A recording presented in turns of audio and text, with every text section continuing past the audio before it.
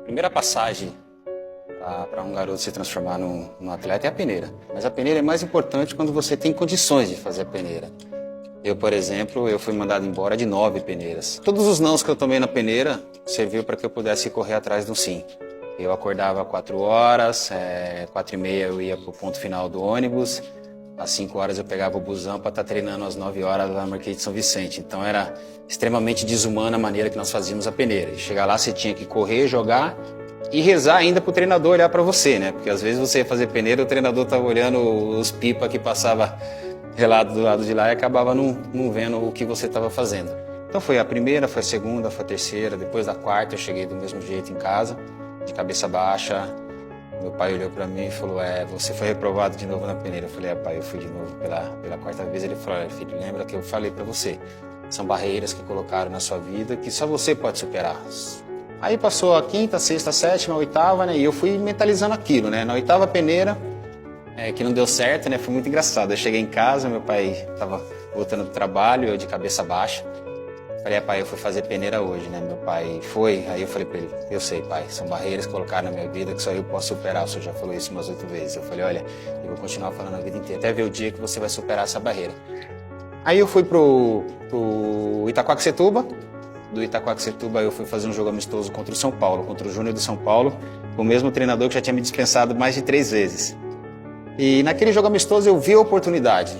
Falei, poxa, é a chance agora de eu demonstrar para o treinador que eu tinha valor. Porque agora ele vai me ver jogando contra o time dele. Ele vai ver que, de repente, eu tenho condições. Aquele jogo eu joguei tudo que eu podia e não podia. E depois do jogo amistoso, o treinador do São Paulo virou para o nosso treinador e falou, olha, eu gostaria que ficasse 3 atletas do seu time aqui no São Paulo para a gente trabalhar um pouco melhor eles para ver se tinha condições. E um desses 3 atletas era eu. Mas o detalhe não foi esse, não para por aí. Eu estava indo uma semana fazer teste no São Paulo sem os meus pais saberem.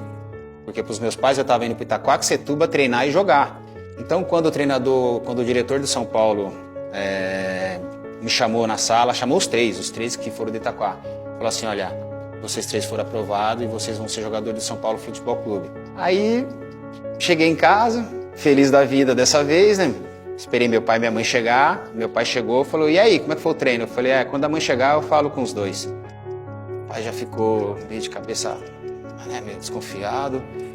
Aí minha mãe chegou, eu meio, eu fazendo aquela cara de cachorro quando cai da mudança em pleno domingo, né, não sabe pra onde vai.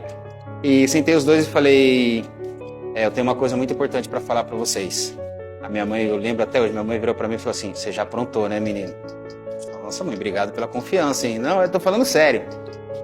Aí eu virei pro meu pai, eu tava com o contrato do São Paulo atrás, guardado. Pai, o que o senhor vivia falando pra mim quando eu ia fazer testes? Que eu voltava de carro pra casa, de cabeça baixa. O senhor sempre me incentivou. O que o senhor sempre falava? Meu filho, que são barreiras que colocaram na sua vida que só você poderia superar. Aí eu puxei o contrato daqui e falei, pai, a barreira foi superada. Obrigado, hoje eu sou jogador de São Paulo Futebol Clube.